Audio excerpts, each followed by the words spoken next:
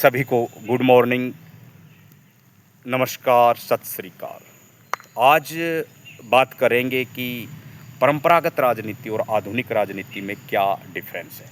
परंपरागत जो राजनीति थी वो व्यक्ति पर, जाति पर आधारित होती थी, धर्म पर। लेकिन जो आधुनिक राजनीति है वो संस्थाओं पर काम कर रही है। शिक्षा, रोजगार, सभी को ज़मीन, इस पर काम कर रही है। स्कूलों पर काम कर रही है, यूनिवर्सिटीज़ पर काम कर रही है। यानी इंस्टीट्यूशनल रिफॉर्म्स की, नॉलेज प्रोडक्शन की, और जो रिसोर्सेज है उनको रिफॉर्म करने की बात करती है आधुनिक राजनीति। पुरानी जो राजनीति होती थी, भाई भतीजावाद पर राजनीति होती थी। एक एक परिवार के 10-10 एमपी बन जाते थे, एक एक परिवार के 5-5, 6-6 कैबिनेट मिनिस्टर बन जाते थे। एक एक परिवार ऐसा हुआ है जिसके 4-4, 5-5 प्रधानमंत्री रहे हैं, एक ही परिवार के, और आज भी वो नहीं छोड़ पा रहे हैं। लेकिन जो मॉडर्न पॉलिटिक्स है, इसमें कौन क्या बन जाए ये निश्चित नहीं है। आज की राजनीति बहुत सकारात्मक दृष्टिकोण से चल रही है।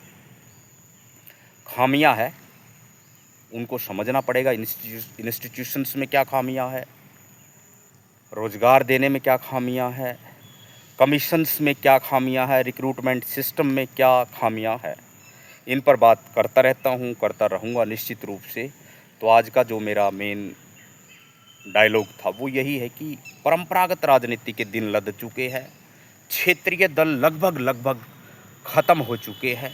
वो दौर ख़त्म हो चुका है जब परंपरागत राजनीति होती थी, क्योंकि जो परंपरागत पॉलिटिशियन है वो हवा बनाते हैं और भारत में दिखाते हैं कि हम क्रिस्मेटिक लीडर हैं, क्रिस्मा ही हमारा व्यक्तित्व है।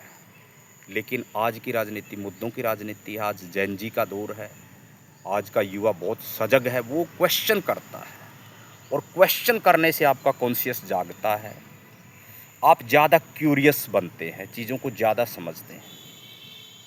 तो मैं कहूँगा कि always stay curious, stay humble, stay positive and understand the basic principles of the modern politics. Modern politics equality, justice, fraternity की बात करती है। मॉडर्न पॉलिटिक्स फ्रेंच रेवोल्यूशन की बात करती है। मॉडर्न पॉलिटिक्स अमेरिकन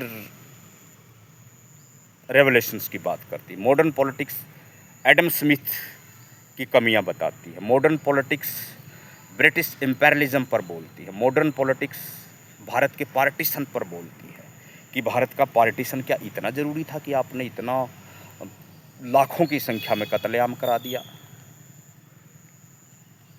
लाखों जो माइग्रेटेड थे उनकी ज़मीनें हड़प कर ली गई। तो बड़ा बुनियादी तरीके से मैं आपको बताना चाहूँगा कि आप सजग रहिए, आप पॉलिटिक्स को समझिए, आधुनिक पॉलिटिक्स को समझिए, ट्रेडिशनल पॉलिटिक्स को समझिए, और उसमें एक प्रॉपर चीज़ों को समझने की कोशिश करिए। तभी आपको राजनीति समझ में आएगी। नहीं तो राजनीति बहुत बहुत बहुत सीरियस कला होती है, राज करने की कला।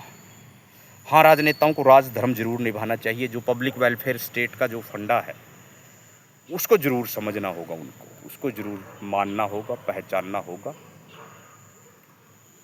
तो हमें मुद्दों पर थोड़ी सी पकड़ बनानी पड़ेगी। जैसे कल राहुल गांधी ने मनुस्मृति माइंडसेट पर बात कही, तो निश्चित रूप से राजनीति में ये चीज़ें आ रही है, तो ये बड़ा पॉजिटिव है। इसमें कोई घबराने वाली ज़रूरत नहीं है। देश हमारा इतना कमज़ोर नहीं है, हमारा सोशल फैब्रिक इतना कमज़ोर नहीं है कि मनुस्मृति पर उसने जो डायलॉग शुरू किया उससे देश ख़त्म हो जाएगा या देश के हालात नेपाल, बांग्लादेश जैसे हो जाएंगे। ऐसा कुछ नहीं। राहुल गांधी ने कहा कि पैट्रियार्की बहुत ख़तरनाक, बहुत डेंजरियस टीचिंग सिस्टम पैदा कर रहे हैं। जो पैट्रियार्की का माइंडसेट है वो मनुस्मृति का माइंडसेट है, जो हमारी बहनों को, बेटी